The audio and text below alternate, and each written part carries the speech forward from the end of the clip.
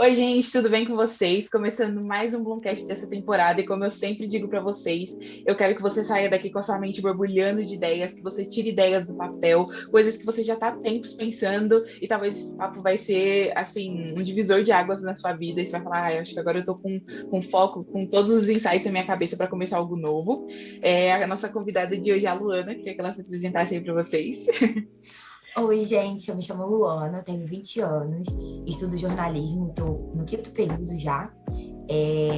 O que eu gosto de fazer, eu divido a minha vida acadêmica no Instagram, né, no meu Instagram, e eu criei muito ele para poder realmente dividir minha vida acadêmica, mas acaba que hoje em dia eu também divido a minha vida pessoal lá, e se você quiser me seguir lá, eu vou ficar bem feliz.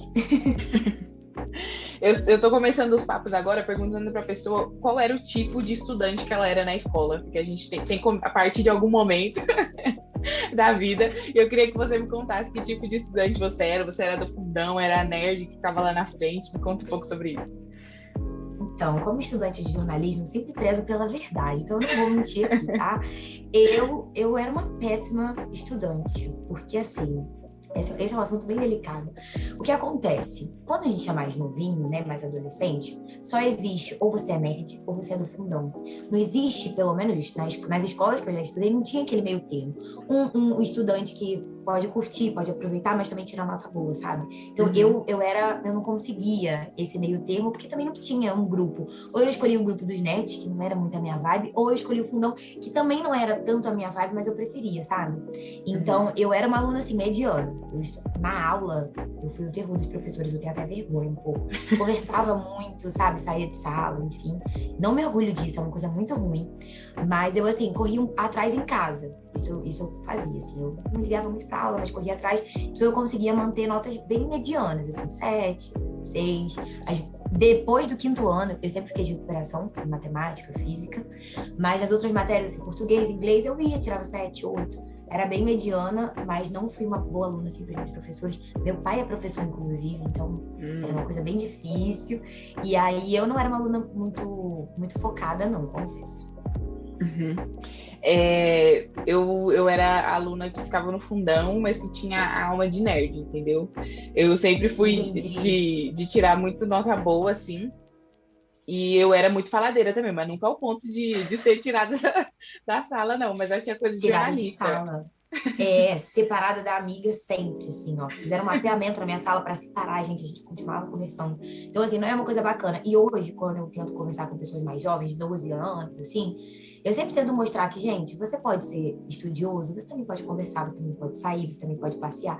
É porque tinha muito essa ideia de que nerd não sai, não faz nada, só estuda, e eu não gostava disso. Mas, ao mesmo tempo, também não era legal de respeitar os professores, eles estão ali, né, trabalhando, tentando ensinar coisas boas pra gente. Então, sempre que eu encontro gente mais novinha, eu tento falar sobre isso, assim, porque não existe só dois extremos. A gente consegue ficar ali no meio, né? Pode ser uma pessoa extrovertida, mas você também pode estudar, respeitar os professores, que é uma profissão muito nobre e importante.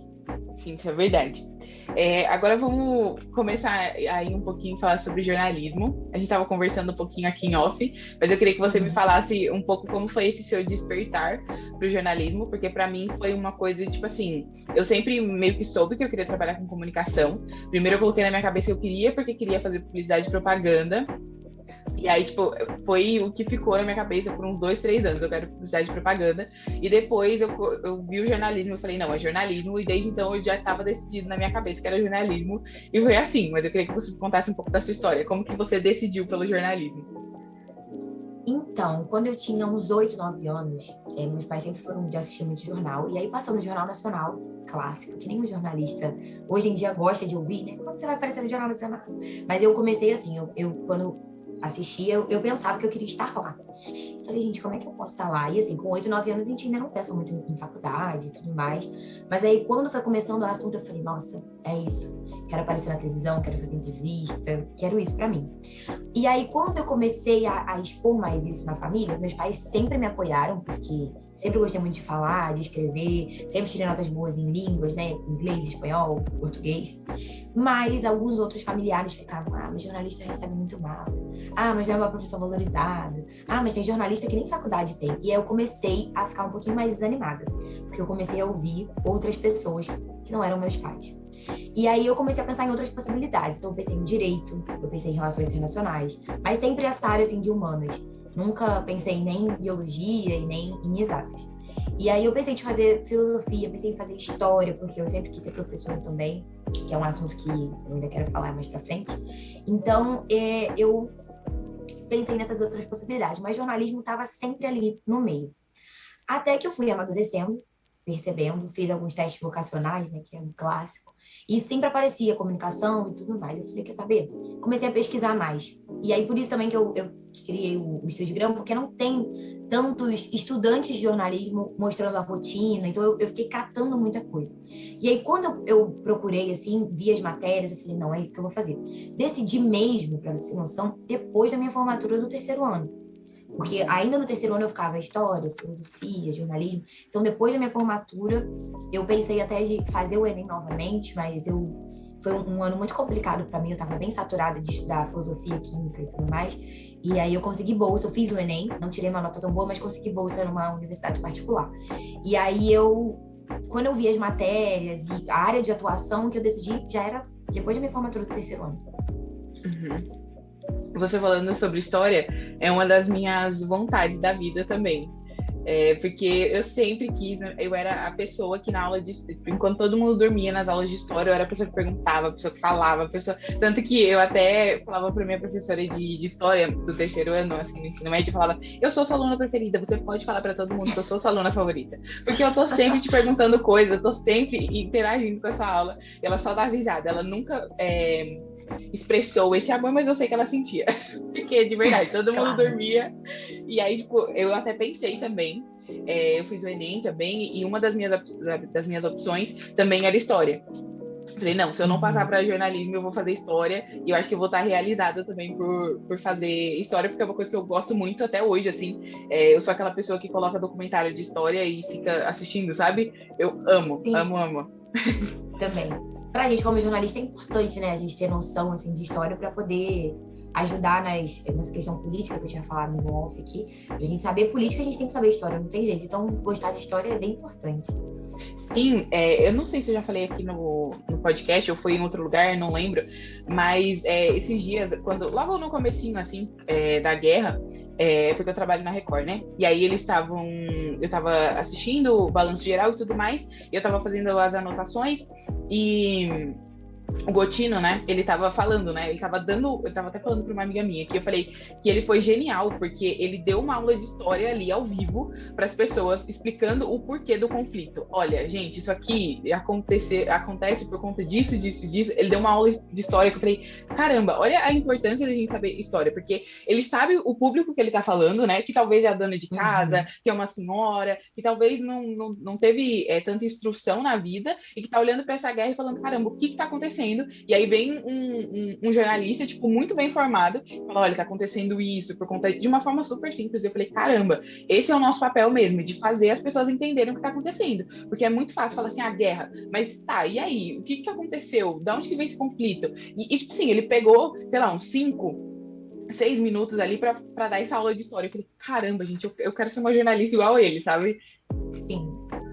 E muito de escolher jornalismo foi por isso também. Quando eu comecei a olhar as matérias, eu pelo menos já tive geopolítica na faculdade. Então, assim, eu percebi também que é um curso que a gente escolhe, que a gente estuda muitas coisas, muitas outras áreas, né? E aí isso também me interessou, porque eu nunca gostei de me fechar muito em uma coisa só.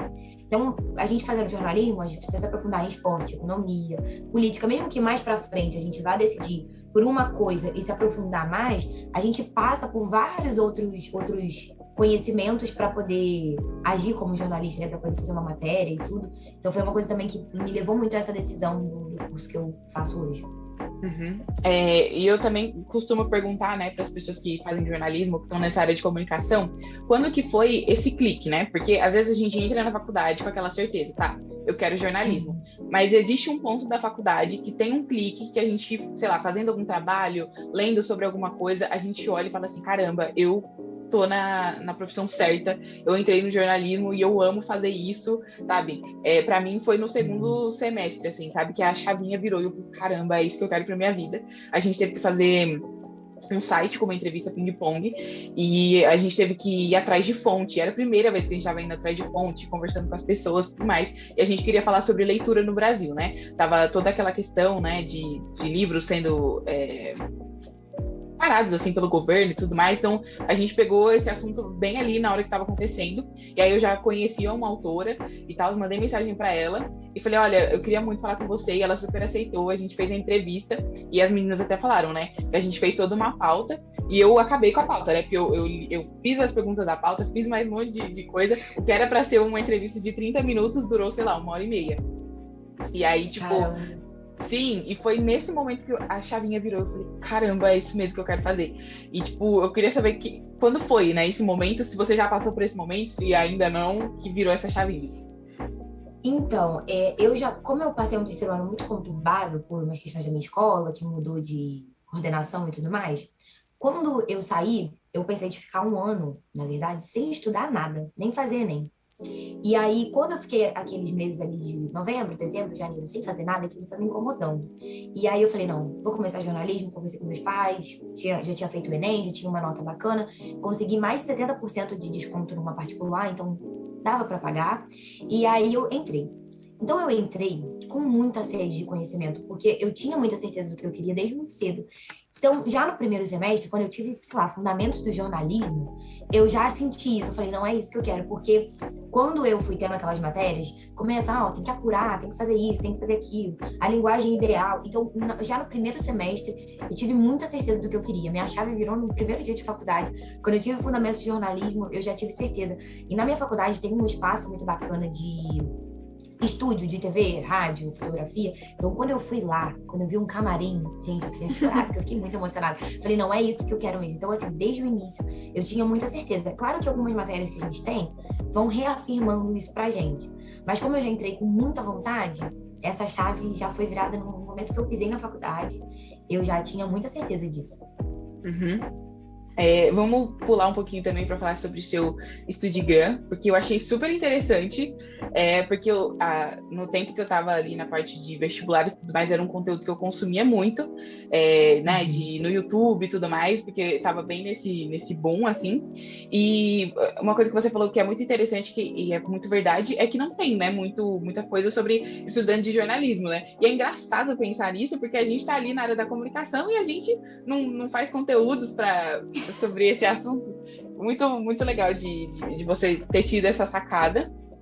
E você falou, né, que estava nessa questão aí do jornalismo e tudo mais, que você não encontrou muito esse conteúdo, e aí surgiu essa ideia de você fazer, e eu queria que você me contasse como foi esses primeiros meses, né? Essa aceitação das pessoas, quem era o seu público no começo, os erros ali no começo de estar fazendo o Estudigram e tudo mais.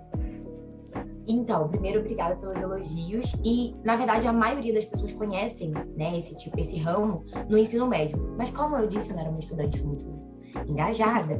E aí, quando eu entrei, eu consumia no ensino médio, principalmente de medicina, que tem muito, né? Eu nem queria fazer medicina, mas eu acompanhava.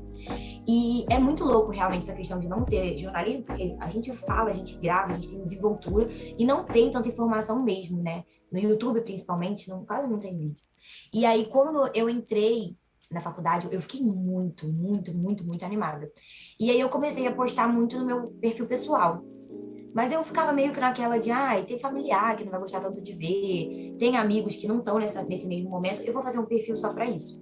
Na verdade, o que me impulsionou muito a fazer foi a pandemia, porque logo que eu entrei, um mês depois, eu precisei ficar no regime remoto, acredito que você também. E aí, por ficar em casa, eu queria mais esse contato, né, com as pessoas, dividir essa experiência. E aí, eu criei muito por conta disso. No início, eu ficava com muita vergonha, eu quase não aparecia em vídeo, eu postava só os materiais mesmo, e era bem complicado. Mas aí eu comecei a consumir mais, porque eu consumia mais o YouTube, né, que tem muito vídeo e tudo mais, e não tinha tanta publicação, né, como tem no Instagram, uma linguagem diferente. E eu comecei a consumir mais. E até hoje eu não consigo seguir tantos estudantes de jornalismo por conta disso. Não é uma cultura dentro do curso a gente ter tanto perfil de estudo, né? E aí eu postava mais publicações normais, depois eu comecei a fazer reels, que os meus reels, graças a Deus, fazem muito sucesso. Fui pegando, assim, esse feeling e fui aprendendo. Então eu tenho ele, já tem praticamente 2 anos, eu comecei ele junto com a faculdade mesmo. E aí a pandemia me trouxe isso, de querer conversar, e aí outros estudantes começaram a me seguir. E aí naqueles momentos de desespero, de pandemia, muita gente mandava mensagem. Eu já tive o que eu queria que tivesse acontecido comigo, aconteceu com outras pessoas. Pessoas que hoje pretendem estudar jornalismo, vem falar comigo no privado. Você consegue me dizer quais matérias você gosta? Você consegue mandar a grade que você tem na faculdade? Que eu queria saber como é que é. Então, assim, é muito legal saber que eu posso incentivar outras pessoas a fazerem um curso que eu amo, sabe? E, na verdade, eu nem fiz muito no processo de crescer, ganhar muitos seguidores, mas eu tinha na minha cabeça que se eu conseguisse alimentar de alguma maneira essa vontade nas pessoas de estudar, o que fosse, já seria o suficiente. E eu penso muito assim, eu acabo a faculdade no final do ano que vem, né? Creio eu. E aí eu imagino assim, eu vendo o meu perfil como um álbum, sabe? De tudo que eu vivi, de todos os dias que eu estudei, todos os dias que, tipo, tava doente, eu fui lá e estudei mesmo assim. Tava com sono, fui lá e estudei mesmo assim. Os dias que eu fracassei também, sabe? De ter uma trajetória ali salva para sempre e poder ajudar outras pessoas. Então eu fiz muito por isso também, de incentivar outras pessoas e ter para sempre uma coisa guardada ali para mim. Então eu nem faço tanto nessa intenção de crescer, ganhar 1 milhão de seguidores. O que eu tenho para mim já é ótimo, e se eu conseguir continuar incentivando outras pessoas a estudar, não necessariamente jornalismo, mas o que elas quiserem, para mim já é ótimo, é a minha missão, assim. Uhum. É muito legal saber disso, porque eu acho que tem muito a ver com até mesmo a nossa profissão, né? Essa questão de querer ajudar as pessoas, de querer incentivar as pessoas a que elas conheçam, a que elas façam alguma coisa. E o meu podcast surgiu também disso, sabe? Porque eu estava na faculdade e eu falei, caramba, eu já sei mais ou menos o que eu quero fazer, eu gosto muito de entrevistar as pessoas. O formato podcast já estava, tipo, ganhando uma notoriedade aqui no Brasil. Eu falei, caramba, se eu começar agora vai ser perfeito, porque, né, tá no hype, tá todo mundo fazendo, e, tipo assim, tem lugar para todo mundo. E também essa questão de, tipo assim, jornalistas, pessoas de comunicação que às vezes não estão fazendo isso, sabe? Pessoas talvez de outras áreas estão entrando nisso, mas o pessoal de comunicação às vezes tá meio tímido, né? Não quer aparecer, nem fazer esse tipo de coisa. Eu falei, não, eu preciso fazer alguma coisa. Já tinha um amigo meu da faculdade que estava fazendo, com outro amigo dele também que é jornalista.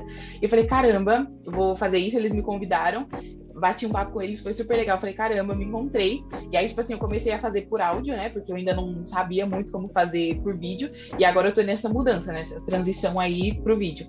E a minha visão também é essa, de, tipo assim, eu não quero que chegue a 1 milhão de pessoas. Não, eu quero que as pessoas, elas escutem isso, que elas escutem qualquer conversa que esteja no YouTube, no Spotify, e que elas sejam despertadas para alguma coisa. Porque existem momentos da nossa vida que a gente precisa ouvir a história de alguém que muitas vezes não deu certo, mas que tentou de novo e que fez de novo. Acho que essa questão da persistência, que muitas vezes hoje a gente, por ser uma geração, talvez a nossa geração não tanto, mas a próxima, né, a que está crescendo agora, talvez não tenha tanta persistência de deu errado, vamos fazer de novo, vamos começar de novo, sabe? Muitas vezes a gente quer, deu errado, não vou fazer mais. Então, eu penso muito nisso, sabe? Sobre o quanto eu quero que esse podcast não seja só para, até mesmo que eu falo, né, para as pessoas tirarem coisas do papel, e eu quero que ajude alguém de alguma forma. Então, tem muito a ver com ser jornalista, né, de você querer ajudar as pessoas, independente de quem elas sejam, do momento que elas estejam passando na vida delas.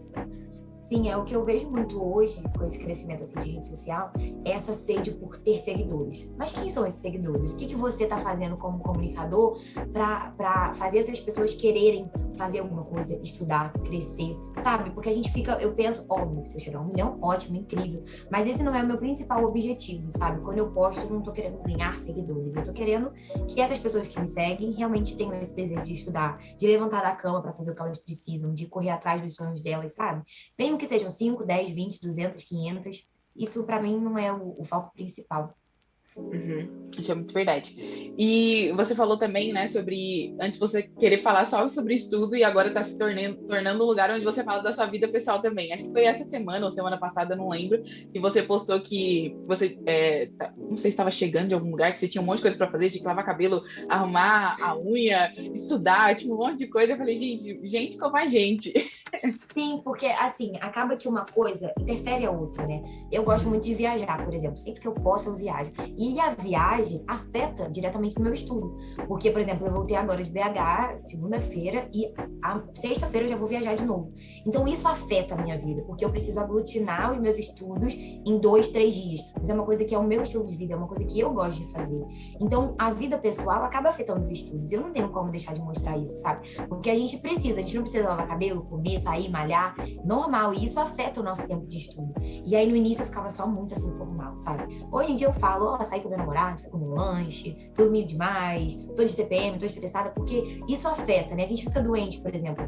Eu tive um problema agora há pouco renal, que graças a Deus já tá tudo bem. Mas eu tava com dor, então eu não conseguia estudar. Eu precisava tomar remédio, eu ficava com sono. Então é um contexto que não tem como não afetar os estudos. Então eu me senti meio que na obrigação natural de dividir essas duas partes da minha vida. E penso até depois de juntar os perfis, porque eu tenho meu perfil pessoal e meu perfil de estudo. Mas hoje eu penso que se juntar os dois também vai dar certo, sabe? Isso é muito legal, até porque gera conexão, né, com a pessoa que está te seguindo. Ela não está te seguindo só pelo conteúdo ali, ela está te seguindo por quem você é também, né? Ela olha e fala, nossa, ela é muito gente como a gente, olha, ela tem que lavar o cabelo, ela tem que fazer a unha. E muitas vezes, eu acho que pelas influências e pelas blogueiras que a gente vê glamourizarem demais, às vezes a gente perde esse contato, né? Às vezes a gente até gosta de seguir a pessoa, mas não por quem ela é. A gente gosta de seguir ela simplesmente pelo conteúdo, pelas fotos que ela posta. Mas quando você segue uma pessoa porque você gosta de quem ela é, do dia a dia que ela mostra, do erro que ela faz e que ela fala, olha, gente, errei, fiz isso, sabe? A gente precisa de humanidade, né? Tipo, a pandemia até fez isso, né, com a gente querer ver a vida perfeita do outro e, tipo, e olhar pra nossa que tá um caos e falar, gente, a minha vida tá um caos, a vida da pessoa. Sim. E não, gente, tá todo mundo, né, no mesmo barco, não tem isso. Mas até esse contexto, assim, de postar a vida pessoal entra um pouco por causa desse trauminha que eu digo que eu tive, assim, no ensino médio, no ensino fundamental, das pessoas... Eu não quero que as pessoas entrem, tipo, nossa, ela só estuda. Não, gente, eu vou pra show, eu passeio, eu namoro, eu como, eu durmo, eu vivo a minha vida, eu erro, eu falto aula, eu deixo de assistir aula porque eu dormi demais. Isso é normal. Porque eu não quero que as pessoas entrem, nossa, ela é estudante, ela é outro nível. Não é assim. Não pode ser assim. Porque eu sou um ser humano, eu tenho atenção pra minha família, eu gosto de comer churrasco no final de semana, e isso é normal. Então, pelo que eu vivi também, de querer trazer isso, de que a gente pode viver, a gente pode curtir, a gente pode beber, cada um tem um estilo de vida, mas assim, a gente pode fazer o que a gente bem entende e ainda assim ser responsável, estudar, trabalhar, fazer estágio. E por isso que eu tento muito trazer isso pro meu perfil, que é o que realmente acontece, e acontece com a maioria dos estudantes, né? Tem estudante que tem filho, tem estudante que é casado, tem outras áreas da vida para cuidar, então é importante que isso seja normalizado, porque todo mundo tem o mesmo estilo de vida, basicamente. Sim, isso é verdade. E é bom porque a audiência ali, ela olha e fala, olha, se fulano tá conseguindo fazer, eu consigo fazer também. Tanto que foi um dos pilares que eu pensei. Eu falei, gente, a pessoa vai ouvir aqui pessoas da vida real. Porque eu também olhava assim, né? Porque tava muito no boom do podcast, tava todo mundo trazendo, né? O que era pobre ficou rico, milionário e aquela coisa toda. E que muitas vezes a gente não consegue se relacionar com isso. Porque a gente ainda tá no meio do caminho. Eu falei, não, eu quero trazer pessoas que estão começando. Então, tanto que a maioria das pessoas que já vieram aqui é na mesma faixa etária, 20, 21, assim, porque tá todo mundo começando a vida, né? Tá todo mundo vivendo coisas novas, experiências novas. Então, é bom você ter pessoas com quem você pode olhar e falar, olha, nossa, fulano tem a minha idade, tá fazendo isso, e sabe, tá crescendo e não tá sendo parado pelas coisas que estão acontecendo no mundo, mas tá continuando a fazer, né? Essa questão mesmo da persistência, de continuar mesmo dando tudo errado. Tanto que, tipo, agora que tá voltando, né, o presencial na faculdade, é muito isso, sabe? Todo mundo, às vezes, chega na faculdade super cansada, porque tá vindo do trabalho, aquela coisa toda, mas você olha e você fala, gente, a pessoa ainda tá aqui, sabe? Tanto que tem um amigo nosso que ele fala assim, gente, vocês são muito guerreiras, porque vocês vêm de muito longe pra cá. Eu moro pertinho, gente. Vocês são muito guerreiras. Vocês vêm, porque se fosse eu não ia sair da minha casa, tipo, super longe pra vir pra cá. Então, tipo, essas pequenas vitórias, né, que a gente tem no dia a dia pra fazer as coisas acontecerem. Sim. E é diariamente, né? É acordar todo dia, não, eu vou lá, eu vou fazer. Porque uma coisa eu entendi muito, assim, principalmente na pandemia, quando entrou o regime remoto, eu tive muita dificuldade de aceitar. Porque eu entrei muito nessa ânsia de querer conhecer todo mundo, querer conhecer os professores, querer ver, querer estar lá todo dia. E aí, quando entrou pra mim, foi um balde de água fria. Mas eu falei, não, pra eu ser jornalista, eu preciso passar por isso aqui. Pra eu conseguir me formar, eu preciso passar por esse 1 ano, 2 anos, o tempo que for pra poder conquistar o que eu realmente quero. Então, foram dias fáceis? Não, porque eu estava lá, chorava. Tinha dias que eu não tinha vontade de levantar para fazer nada. Só queria ver série, queria dormir, queria comer besteira. Mas assim, é entender que cada dia serve para você conquistar o que você realmente deseja.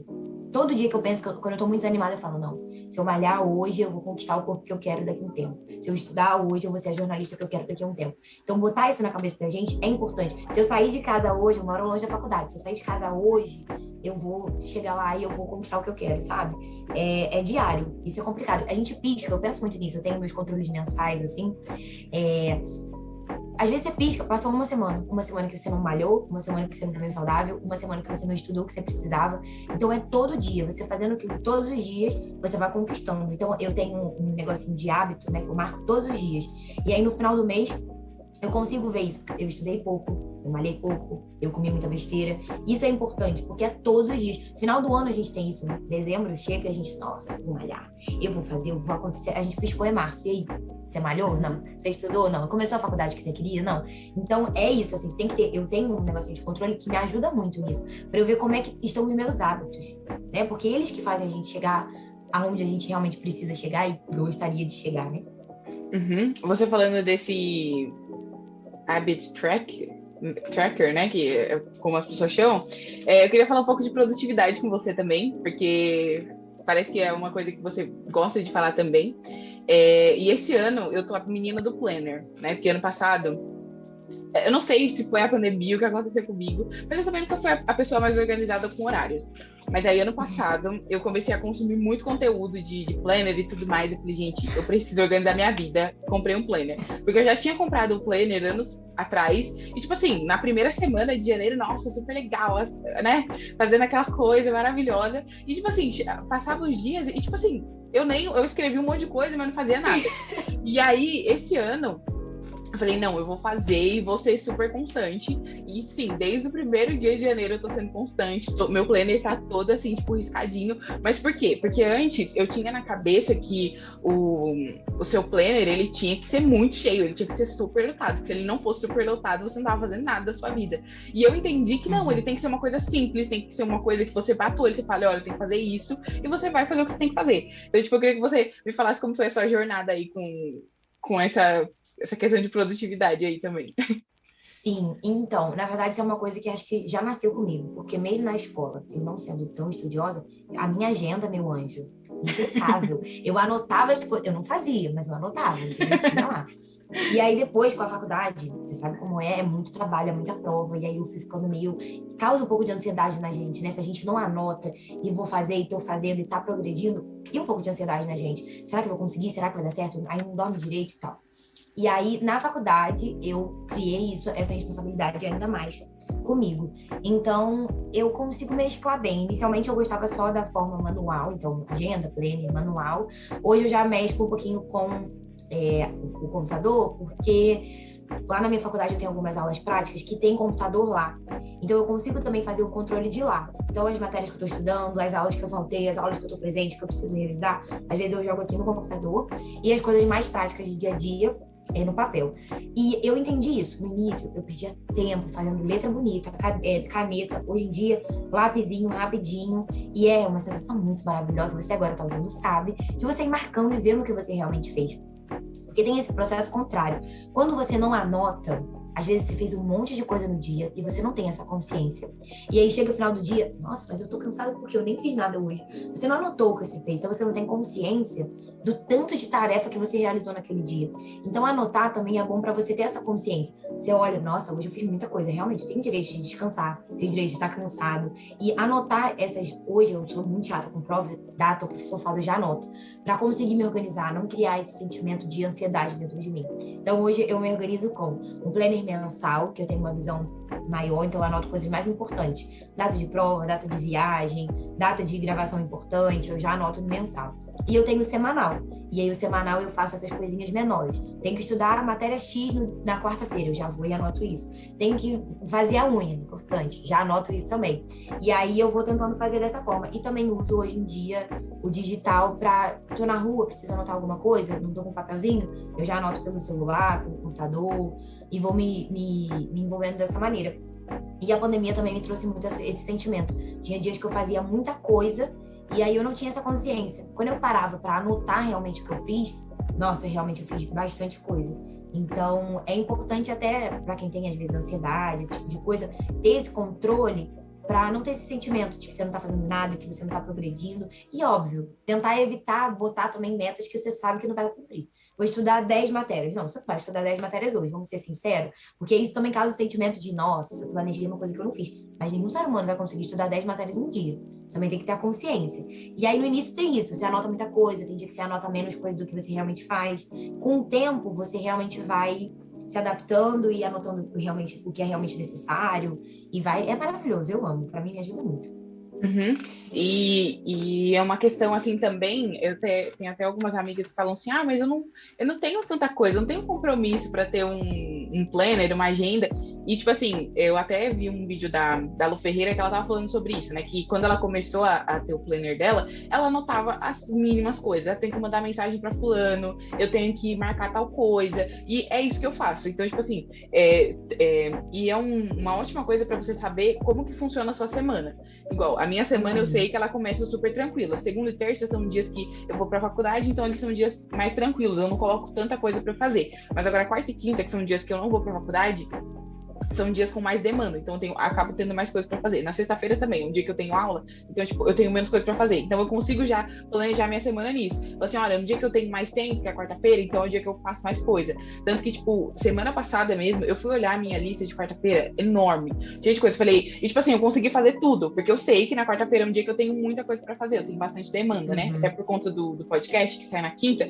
Então, na quarta-feira, que é o dia que eu tenho tempo, é o dia que eu faço tudo. Então, edita, faz arte, faz um monte de coisa, e já deixa tudo preparado para quinta-feira, e quinta-feira eu só divulgo e tudo mais. Então, você consegue até com o planner olhar e ver como é que é a sua semana. Porque como você falou, né? Às vezes a gente olha e fala, não tô fazendo nada. Mas você tá. É que às vezes tem dia que você tem menos coisa para fazer, tem dias que você tem mais coisa para fazer. E aquela coisa, gente, é muito com o seu estilo de vida também. Às vezes a gente não pode, às vezes a gente quer olhar para alguém que tá na produtividade há mais tempo e que já sabe como é que funciona o negócio para ela, né? Que sabe que ela, sei lá, ela escreve uma palavra, ela já sabe o que ela tem que fazer. E a gente muitas vezes tem que colocar, tipo, olha, é isso, eu vou em tal lugar, tal horário. Então a gente precisa saber o que é bom pra gente também. E eu também sofria muito, porque eu comecei a tentar fazer essa questão de me organizar com bullet journal, né? E quando o bullet journal veio aqui pro Brasil, era aquela coisa, né? Não, você tem que fazer lettering, você tem que colocar uma borboletinha pequenininha. E, tipo assim, é uma coisa que faz você perder muito tempo. Porque se você só sentar e planejar essa semana, tem que fazer isso ao dia, tal. Pronto, gente, é simples, é fácil. Tanto que quando eu fui atrás de um planner para esse ano, eu falei, gente, eu não quero nada muito desenhado. Não, eu quero uma coisa simples, que tá dividido ali, é pautado, e eu vou conseguir escrever. E tem funcionado muito para mim. E é uma coisa assim que te dá realmente prazer de você ir lá, pegar seu marca-texto e marcar aquele negócio. Olha, eu fiz isso, eu consigo olhar, tipo, nas semanas anteriores e falar, olha, eu fiz isso tal semana. Até mesmo em questão de gravação, porque ano passado, nossa, eu era péssima com isso. Eu marcava, às vezes, as coisas com as pessoas, achava que ia lembrar, e, tipo assim, às vezes chegava no dia, e aí a pessoa mandava mensagem. Nossa, eu achei que a gente ia gravar. Eu falava, gente, eu esqueci da gravação. Falei, gente, como assim? Sabe? E aí eu falei, não, eu preciso começar a anotar. E aí veio essa vontade primeiro pelo podcast. E aí depois eu falei, não, preciso arrumar minha vida. Tanto que, tipo assim, agora aqui mesmo, na minha frente tem uma lista das gravações que eu tenho nesses próximos dias. Meu planner tá escrito. E aí agora eu tô começando a migrar para esse digital também. Eu tô tentando usar o Google Calendar para poder colocar lá, olha, tem gravação tal dia, porque ele me avisa um dia antes, e aí eu consigo me programar, né? De lembrar, olha, tal dia você tem coisa para fazer. Mas é entender que, gente, produtividade, você não precisa começar lá em cima. Começa de dar, né? Às vezes a gente quer se cobrar muito, né? Não quero fazer muito, mas não, começa devagar. E vai vendo como é que você vai progredindo, né? Então, eu gosto muito de ler também. E até isso eu coloco, sabe? Porque, às vezes, a gente tá naquela correria. E, tipo assim, agora que voltou à faculdade presencial, porque antes eu tava lendo muito, e agora eu voltou à faculdade presencial, eu só consigo ler em um horário do meu dia e eu sei qual é ele, que é a hora que eu tô indo pra faculdade. Porque eu tô tranquila, eu tô sentada ali, tô fazendo nada, então eu consigo ler nesse momento. Então eu coloco lá, ler, e aí, ó, na hora que eu estiver indo pra faculdade. Então, tipo, coisinhas que você vai vendo, que vai encaixando na sua rotina também, e que vai organizando, né? Você vai vendo e fazendo essa gestão de tempo, né? Para que as coisas aconteçam na sua vida. E tem coisa que é bem intuitiva mesmo, tipo isso, você vai vendo se é melhor o papel, se é melhor. Tem gente que é bem mais digital, vai lidar melhor, tem coisa que é bem intuitiva, assim, de cada um vai sentindo o que é melhor. E aí, realmente, você falou no início, esse detalhe de anotar as pequenas coisas, eu anoto. Tipo, o dia que eu tenho cabelo cacheado, é bem difícil. Então, assim, lavar cabelo, finalizar cabelo, eu anoto. Eu preciso hidratar o cabelo hoje. Hoje eu fiz toda uma questão, porque eu precisei lavar o cabelo antes dessa gravação. Se eu não tivesse anotado, provavelmente eu iria me enrolar tudo. Então, precisei treinar mais cedo para poder lavar o cabelo depois. Aí é importante essa organização para você não se perder, para você não deixar, por exemplo, compromissos como esse de gravação na mão, né? Tipo, deixar pessoas na mão, compromissos importantes. E aí cria um senso de responsabilidade. Você realmente sente que está produzindo as coisas. Então, assim, principalmente para quem estuda e trabalha, é bem importante. E realmente, esses pequenos detalhes, e-mail.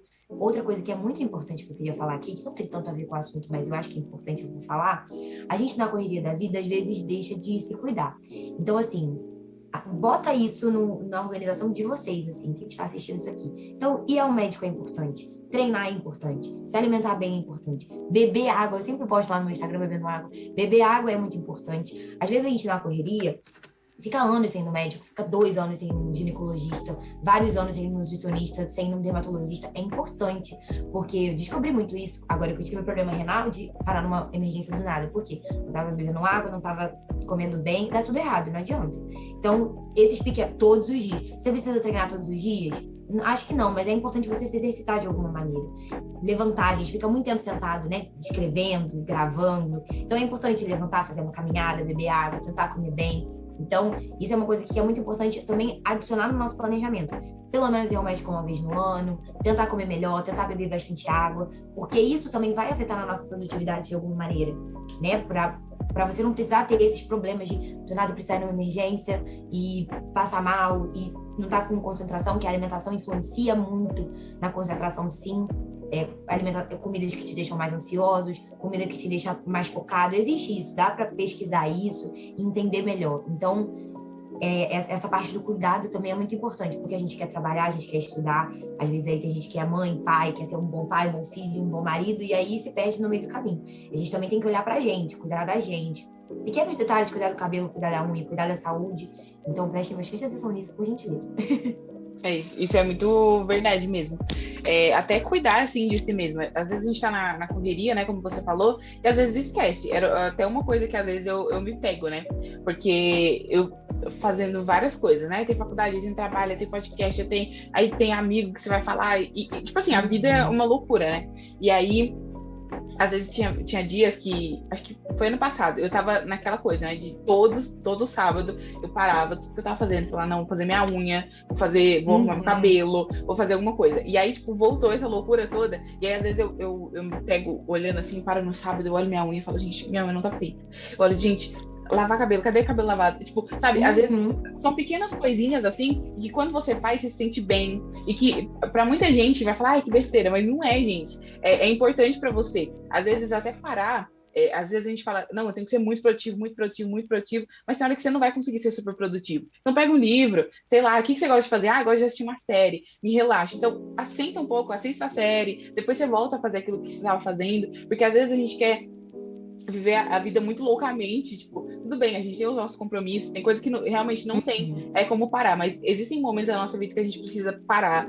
dar um freio, até mesmo coisas que a gente faz demais que a gente tem que parar, falar, olha, agora não dá, agora o meu foco é outro, eu preciso fazer outra coisa, e tipo, tudo isso também faz parte de ser produtivo, porque principalmente quando a gente tá falando de jornalismo, comunicação, eu fiz o meu ensino médio junto com o técnico. E eu fiz focado em publicidade e propaganda. Então, eles falavam muito sobre isso, né? Sobre esse ócio criativo, que para as pessoas é um ócio, mas para a gente é ócio criativo. Às vezes, sentar e assistir uma série, para muitas pessoas é só um ócio, mas para a gente é um ócio criativo. Porque a gente vai ver alguma coisa na série e vai subir alguma coisinha e você vai falar, nossa, para a campanha tal, eu tenho que fazer tal coisa, essa cor, olha isso. Então, tipo, às vezes, as pequenas coisas que para muita gente é só um ócio, é só, tipo, não estar fazendo nada, para você é muito importante. Então, esse parar, para você ser mais criativo, para você escrever. Tanto que eu sou essa pessoa que, tipo, às vezes eu tenho dificuldade para parar e escrever. Porque a minha cabeça é o tempo todo assim, então, para mim parar, falar, não, agora eu tenho que escrever. Tanto que, para escrever essa matéria sobre economia que eu tava falando para você em off, eu tive que fazer isso. Falei, não, vou desligar tudo. E, tipo assim, eu sei que eu sou muito produtiva com música. Então, eu falei, não, vou pegar as músicas que eu gosto, vou fazer uma playlist, vou colocar lá, vou desligar tudo, vou deixar só o computador e as matérias que eu preciso de referência e vou escrever. E foi isso que eu fiz. Então, tipo assim, falei, não vou sair daqui enquanto eu não tiver escrito pelo menos a metade disso. E aí fui lá, fiz, escrevi. E aí, tipo, sabe, aquela sensação de, tipo, nossa, deu certo. Porque eu sei mais ou menos qual a minha rotina de ser produtivo. Então, eu sei que se eu preciso escrever alguma coisa, se um tempo antes eu estiver assistindo série, eu não vou produzir nada. Porque a minha cabeça já tá tão cheia de informação, eu realmente preciso parar, escrever. Então, assim, pra gente ser produtivo, muitas vezes a gente precisa parar algumas coisas que até a gente gosta para conseguir ser produtivo, para fazer o que precisa ser feito, né? Sim, e essa questão da intuição aí mesmo que você falou, por exemplo, sinto que eu sou mais produtiva com música. Show, tem que respeitar isso. Né? Eu, por exemplo, eu sinto que eu sou muito mais produtiva quando eu tenho alguma coisa no fundo, não necessariamente música. Então, quando a TV tá ligada, passando uma novela, passando uma série que eu não ligue muito, é claro, me ajuda a ficar mais focada. É uma loucura, mas é de cada um. E se isso ajuda você pra outro ouvir música, vai ser horrível. Mas se pra você é bom, você tem que fazer isso. E é muito, a gente sabe o que faz bem pra gente, sabe? Antes de dormir, é uma coisa que eu não faço sempre, eu deveria fazer mais, mas eu sei que faz bem, pelo menos pra mim. Ler antes de dormir me ajuda a ter um sono mais tranquilo do que quando eu tô mexendo no celular, por exemplo. Mexer no celular e dormir me deixa muito mais ansiosa, me deixa com a cabeça, tenho às vezes pesadelo. Ler e dormir pra mim, eu tenho um sono tranquilo, um sono mais profundo. Meia horinha ali de leitura e já deitar pra dormir é a melhor coisa que tem. Mas aí é aquilo que a gente fala. Às vezes a demanda é muito grande, eu resolvo coisa no celular até o último segundo. Aí, né? Eu namoro, então às vezes eu preciso dar atenção pro namorado no celular. Aí, poxa, isso também, né? É complicado, assim. Então, você sabe o que, tipo, o que faz bem, e aí você tem que sempre voltar para isso, porque a nossa tendência é sempre buscar outras coisas, né? Ah, vou ver celular mesmo, tá tranquilo. Porque a leitura exige uma concentração maior, a leitura exige um silêncio maior, e aí a gente sabe que faz bem pra gente, então a gente tem que buscar. Treinar me faz bem, mesmo que seja difícil às vezes. E tem coisa que a gente arruma desculpa. Eu, por exemplo, não gosto tanto de gastar dinheiro. Hoje eu faço um estágio remunerado, então fica um pouquinho mais fácil pra mim. Mas assim, vou gastar dinheiro com academia? Parei, hoje eu faço em casa. Pronto, não gasto dinheiro, me exercito da mesma forma. Óbvio, o resultado na academia eu ficaria com o corpo perfeito em menos tempo? Talvez. Mas assim, não é pelo corpo, é pela sensação que dá depois de treinar, é pelo o suor que sai, você fica mais tranquilo e toma um banho, fica tudo bem, sabe? Então, mas a alimentação saudável é caro. Não. Comer alface, legume, arroz, feijão, carne, frango não é caro. Não é uma coisa cara. A gente cria porque tem coisas que são caras. Não, você consegue se virar, você não consegue ir na feira comprar legume, comprar carne, que são coisas saudáveis, né? Quando a gente fala alimentação não saudável, o que é? É industrializado, que é caro. O McDonald's não é caro? 20 e tantos reais um lanche não é caro. Claro que é caro, mas como aquilo satisfaz a gente de alguma maneira, a gente gosta daquilo, a gente atribui de não ser caro, né? Mas se você levar 25 reais na feira, você compra legume para comer, sei lá, a semana toda. Então a gente precisa, às vezes, mudar isso na nossa cabeça. E às vezes eu posso estar falando coisa aqui que eu não faço, tá? Porque eu como bastante besteira, inclusive. Mas é importante trazer isso, porque é uma coisa que a gente precisa refletir. Eu sempre penso isso, nossa, tô falando que é caro, mas 50 reais numa pizza não é caro. Entendeu? E 50 reais no mercado, você compra mais coisa saudável, coisa melhor, consegue tomar um suco, beber água. Então, são coisas que estão na nossa cabeça mesmo, que a gente vai criando para o corpo se manter em repouso aqui, sabe? Tipo, malhar é caro, então vou ficar aqui deitada hoje. Não, pega aí um colchonetezinho. Eu moro em apartamento e eu consigo fazer isso. Tem gente que mora em casa, vai pro quintal, vai na pracinha, é de graça, é uma coisa que vai te fazer bem. Então, é sempre colocar na nossa cabeça que às vezes para começar é difícil. eu tento treinar todo dia, pelo menos meia hora, 40 minutos. Levantar e começar é bem complicado. Mas depois que a gente faz, é sempre positivo. A gente fica com uma energia melhor, a gente se sente realmente melhor. E é colocar na cabeça outras prioridades. Não é malhar para ficar com o corpo socialmente aceito. É malhar para você se sentir bem, para soltar hormônios e ficar bem. Então, é pensar sempre no nosso bem, coisas que vão fazer bem pra gente, sem tentar criar muita desculpa e fugir do que realmente precisa ser feito. Verdade, às vezes a gente tem essas crenças limitantes, né? A gente mesmo coloca barreiras de coisas que a gente precisa fazer. Você falou sobre a questão de ser professor, eu queria voltar nesse assunto que você falou que queria conversar mais lá na frente, queria que você falasse um pouco sobre isso. Então, vamos lá. Boa parte da minha família trabalha com isso. Meu pai é professor de matemática, física e desenho geométrico.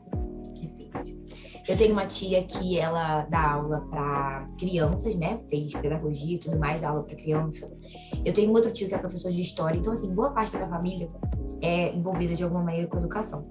E aí eu acho que isso também pode ter influenciado um pouco esse meu desejo. Então, quando eu escolhi que eu pensava em fazer história, eu pensava em ser professora, me formar e virar professora. Mas, assim, eles conversaram muito comigo sobre a não valorização do professor aqui no Brasil, e é uma coisa realmente muito verdadeira, né, que realmente acontece, tanto financeiramente quanto socialmente, né, não é uma profissão tão valorizada. E aí eles conversaram um pouco sobre isso comigo, mas não impondo, uma conversa mesmo, e foi abrindo a minha mente para isso. Eu falei, não vou ser professora de ensino médio, não quero ser professora de criança, até porque eu não tenho muita paciência com criança, inclusive. Mas aí o que eu penso hoje, de um tempo para cá, é seguir a carreira acadêmica. Então, fazer mestrado, fazer doutorado e me tornar professora acadêmica. Fazer pesquisa e realmente estar em sala de aula, mas dando aula para ensino superior, para alunos mais velhos, que tem um outro tipo de foco. Porque eu acho que eu iria unir o meu desejo de ensinar com uma valorização melhor, né? Porque o professor acadêmico é visto de uma outra maneira, tanto uma remuneração melhor, porque a gente realmente, vivendo num país, né, capitalista e tudo mais, a gente precisa pensar na nossa questão financeira e na questão social mesmo, né? Um professor universitário hoje em dia ainda tem um peso, né, na sociedade e tudo mais, e é uma coisa que eu penso, além também de pensar em me tornar professora de inglês ou de espanhol, porque eu já sou formada em inglês, né, pelo CCAA, e hoje eu faço espanhol. Faltam 2 semestres ou 3 semestres para acabar. E aí lá no CCAA você tem um curso de formação de professores, né? Você vai poder dar aula particular ou dar aula em cursos de inglês. A gente não vai ter habilitação para dar aula em escola, por exemplo, mas a gente teria habilitação para dar aula em cursos CNA, FISC e tudo mais, e aulas particulares. Então também é um meio que eu penso em seguir, porque eu acho que hoje a gente não pode se prender em uma função só. Não ser jornalista é uma coisa que eu pretendo, mas acho que a gente tem que ter esse campo aberto, porque a gente nunca sabe o que a vida vai levar, né? Não sei se daqui, por exemplo, a 10 anos eu vou ser mãe, e aí vai ser difícil ser jornalista, mas aí eu posso dar aula de inglês, eu posso dar aula de espanhol, para poder, né, complementar uma renda. Então, a gente precisa pensar lá na frente o que pode acontecer e quais são os cenários possíveis para a gente ter outras possibilidades, outros braços de trabalho, né? Que tem um pouco a ver, né? Comunicação, letras, línguas. Então, acho que são opções que eu penso por gostar de ensinar de alguma maneira, sabe? Então, eu penso em ser professora dessas duas maneiras. Você falou sobre dar aula de inglês e tal, e eu dou aula de inglês também, pensando nisso, no que você falou, de não pensar só no agora, né? Tanto que eu tava até falando com uma amiga ontem, né? Que esse ano eu tô a pessoa da renda extra, entendeu? Tudo que puder me dar uma renda extra eu tô fazendo esse ano. Então, tipo, e eu gosto bastante de dar aula de inglês, é uma coisa super legal, é uma coisa que você consegue exercitar seu inglês, que você tá sempre, né, em contato com a língua. Então, eu pensei nisso também, porque antes de eu conseguir estágio e tudo mais, eu fazia só isso. Então, tipo assim, eu tinha algumas pessoas que eu dava aula de inglês, e depois eu entrei para dar aula em uma escola mesmo de inglês, e tô lá até hoje. Então, tipo, são essas coisinhas, né, de deixar o leque aberto. Acho que a comunicação e todas as matérias, assim, de humanas, elas são boas por isso, porque elas mantêm o nosso leque aberto. Não é, tipo, exatas que, sei lá, você só pode fazer isso ou aquilo. Não, tipo, você tem um leque aberto, você pode ir para tal área, porque você tá ali, né? Então tá todo mundo andando pelo mesmo caminho. Então eu penso nisso também, sobre... Sim. não achar que, tipo, você vai ser jornalista pro resto da sua vida. É o desejo. A gente ama jornalismo, mas a gente tem que pensar no futuro, como você falou, né? Pensar que, tipo, beleza, hoje tá tranquilo, mas e daqui a 10, 12, 15 anos? Como é que vai estar o mercado? Como é que vai estar a política? Como que vai estar a economia? Como que vai estar tudo isso? Então, pensando nisso, eu fico de olho nessas outras coisas, assim, também.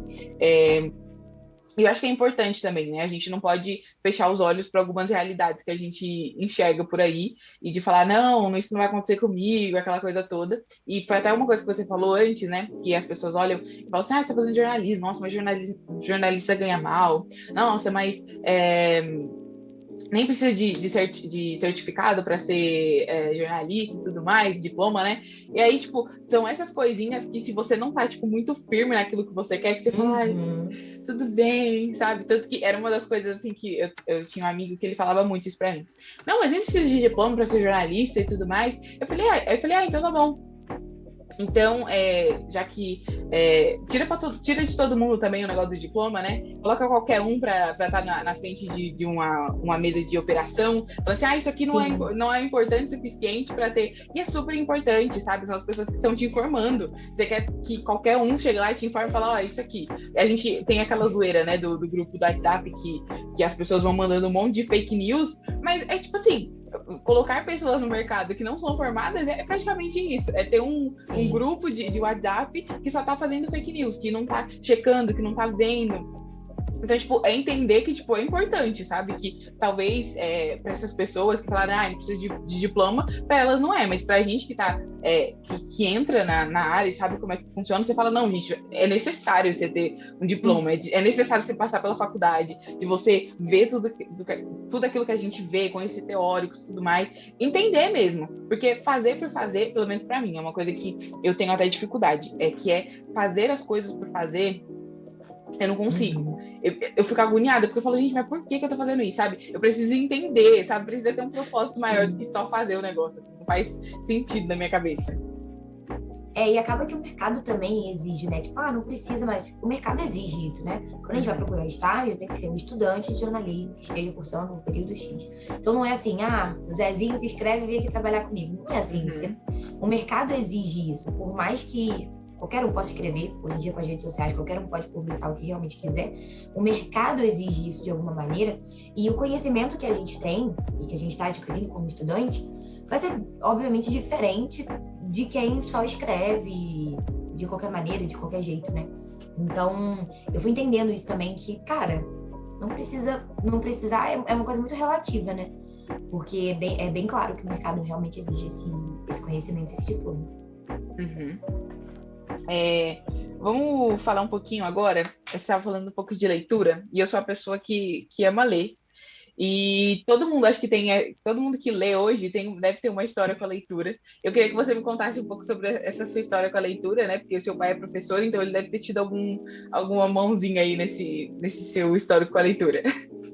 Sim, demais. Desde criança, sei lá, 2, 3 anos, eu já ia na Bienal do livro com ele, né? Porque é um evento que o professor entra de graça, então a família toda estava lá. E aí eu sempre frequentei, todo ano que tinha aqui no Rio, praticamente, eu frequentava, às vezes eu ia, é um passeio de escola, né? Então eu ia com a escola e ia com o meu pai, em dias diferentes. E aí eu sempre fui na Bienal, eu sempre gostei, desde criança eu lia gibi, aí eu comecei a ler Menino Maluquinho, aí depois eu passei a ler aquele, como é que era? Minha Vida é um Filme, alguma coisa do tipo. Aqueles livros bem juvenis mesmo.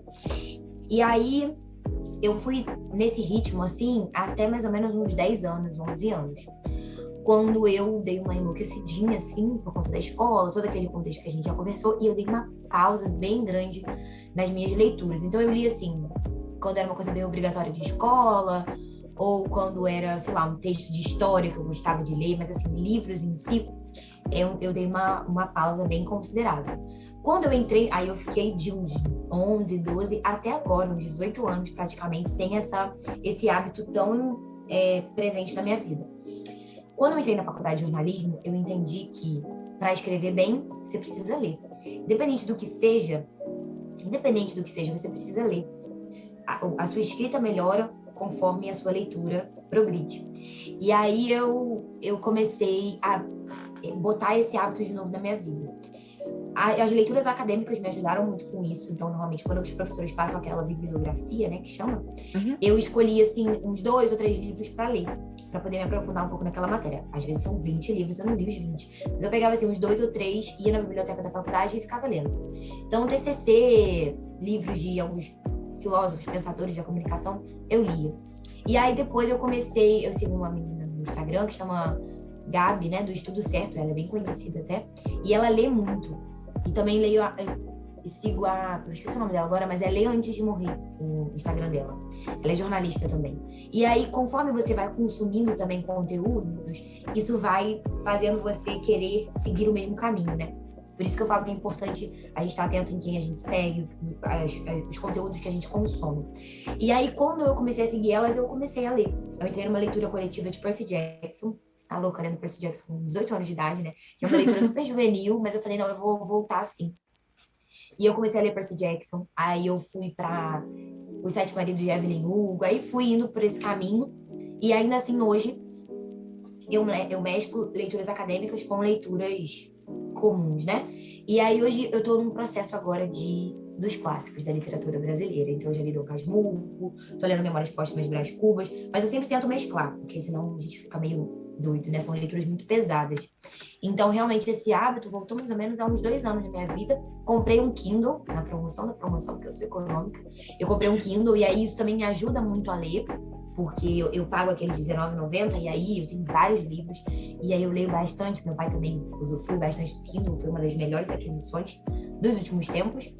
E aí eu peguei esse hábito e sigo pessoas hoje que gostam muito de ler e isso acaba me influenciando a querer ler mais. E aí eu tô com alguns projetos agora de ler todos os clássicos que eu tenho aqui na minha estante, ler todos os livros da mesma escritora dos Sete Maridos de Evelyn Hugo, que eu esqueci o nome dela agora, porque eu acho os livros dela, assim, sensacionais. E também tenho esses projetos, assim, quero ler Harry Potter, que eu não li, porque quando foi o auge eu não estava ligando muito para leitura. Então, tem alguns projetos pessoais. Fiz aquele Scooby agora, né, que é uma rede social de leitura. Não sei mexer, estou aprendendo, mas está sendo bom para eu organizar, assim. Então, é um hábito que voltou, mas que, de alguma maneira, eu sempre fui influenciada, desde criança, a frequentar ambientes de leitura. Meu pai tem muitos livros. Esses clássicos, eu dei uma roubadinha dele. São 10 clássicos brasileiros. Eu peguei lá da estante dele e botei na minha, porque sim, porque eu quero. E aí, essa influência é muito importante, né? Então, eu penso muito nisso, assim. Se um dia eu realmente decidir por ter filhos e tal, é bem importante, desde criança, a gente tentar influenciar de alguma maneira essa leitura. E eu acho uma coisa muito importante. Toda leitura é válida. Porque às vezes a gente tem essa ideia de que, Harry Potter, pelo amor de Deus. Mas é válido, você aprende mais. E a gente, como jornalista, eu acho que a gente escreve melhor quanto mais a gente lê, a gente melhor escreve, né? Então, é isso. A minha história é um pouco parecida com a sua também. O meu pai, ele me incentivou muito a leitura também. E, sabe, ele comprava, toda vez que a gente ia no shopping, ele comprava um livro novo pra eu ler e tudo mais, e era super legal. E acho que, sei lá, dos 15 aos 18, mais ou menos assim, tipo, eu lia, mas, sabe, não tava lendo mesmo. E aí, tipo, quando começou a pandemia, um bichinho me picou e eu li vários livros, sabe? Livros, igual você falou, bem juvenis, assim, que as pessoas leem quando estão com seus 15, 14, mas que nesse momento eu não estava lendo, então o que eu li depois, eu li Crepúsculo, eu li aquele Para Todos os Garotos de Amei. Nossa, eu li um monte de coisa, assim, sabe? E tipo, eu li uma série de 12 livros de vampiros, sabe? Eu sou a doida da literatura sobrenatural e tudo mais. Então eu li 12 livros, assim, de vampiro, aquela coisa toda, gente. E eu comia os livros, assim, sabe? E aí, desde então, eu continuo lendo, né? E aí, tipo, você falou essa questão de quem a gente vê, assim, né, nas redes sociais e tudo mais. E eu já segui algumas pessoas do BookTube, mas, tipo, não me despertava, sabe, aquela vontade de ler. E aí depois, quando eu me desinscrevi de alguns canais, encontrei alguns outros canais que tinham mais a minha vibe, dos livros que eu gostava, assim, e aí foi aí que, tipo, nossa, me despertou muito mais. E agora no Instagram também, por conta do podcast, algumas autoras já vieram aqui, algumas autoras virão, né? Então eu sigo muita autora. Então, tipo, às vezes todo dia tem uma postando, olha, gente, tô lançando livro. Então, tipo assim, sou bombardeada de todos os lados de pra ler e tudo mais, né? Mas é como você falou, né? Às vezes tem que dar uma pausa também, porque, igual, agora mesmo, eu tô com uma ressaca literária, assim, tipo, muito grande, porque eu li um livro, tipo, muito bom, na verdade é uma trilogia, e é só que os livros são em inglês, né? Eu pago o Kindle Unlimited também, e aí é uma autora inglesa, e aí, tipo assim, sobrenatural, daquele jeito que eu amo, assim, sabe? Com romance fofinho, uma coisa linda, e tipo assim, eu li os 2 primeiros livros e ela tava lançando o terceiro. Então eu li os 3, assim, de uma vez. E agora, dia 25, vai lançar o próximo, né? O 4º livro. E eu tô assim, gente, pelo amor de Deus, solta logo. E tipo, eu tô em ressaca literária desde, sei lá, de fevereiro, porque eu não consigo ler mais nada. Porque foi tão bom pra mim que, tipo, agora eu só quero continuar lendo, né? Mas eu tava falando pra minhas amigas, né? Eu tenho um Kindle também, né? Meu pai tinha um Kindle, aí peguei dele, comecei a usar pra ler todos esses livros, aí eu falei, não, vou comprar um pra mim. Aí comprei, aí eu sempre quis, né? Sempre vi todo mundo falando do Kindle Unlimited. Falei, gente, eu preciso disso. E quando eu assinei, gente, mudou minha vida, porque tem um monte de livro, o catálogo é enorme, é gigante, e foi aí também que eu encontrei as autoras nacionais, né? Gente, quando você entra nesse limbo de autoras nacionais, aí pronto, gente, acabou comigo, porque aí eu comecei a ler muito mais, né? Porque é mais fácil, tipo assim, você lê, você consegue mandar mensagem para elas no Instagram e conversar, e já entrar em um grupo onde tem mais gente, fazer leitura coletiva, é uma loucura. Então, até ontem eu tava na faculdade, né? Aí eu tava com tudo, aí minha amiga, ai, que livro você tá lendo? Eu mostrei pra ela, falei, olha, mas eu tô lendo Doses Homeopáticas, porque eu tô em uma ressaca literária muito brava, então eu tô lendo, assim, só pra dizer, olha, eu tô continuando lendo, né? Mas, assim, não peguei nada, assim, sabe, que você pega e faz seus olhos brilhar e que você não consegue parar de ler. Faz tempo que eu tô fora disso, mas leitura, assim, é uma coisa que eu gosto bastante, e até pessoas ao meu redor, assim, eu acho que eu parei muito de ler, porque entre os 15 aos 18 anos, eu não tava com um pessoalzinho, assim, que gostava muito de ler, então até as pessoas que estão tem isso também do seu lado te influenciam, né, e hoje em dia não, hoje eu tenho bastante gente que gosta de ler, então até dá esse gás, né, você fala, tá lendo isso, tá lendo aquilo, então, tipo, até o meu namorado, ele não era pessoa da leitura, né? E aí, tipo, às vezes ele vinha me buscar em casa, a gente ia pra algum lugar, né, que era longe, ele falava, olha, eu tô lendo isso, e assim, assim, assado. Ele olhava pra mim e falava, gente do céu, né? Eu tô lendo junto com você, porque não tem como não saber aquilo que você tá lendo.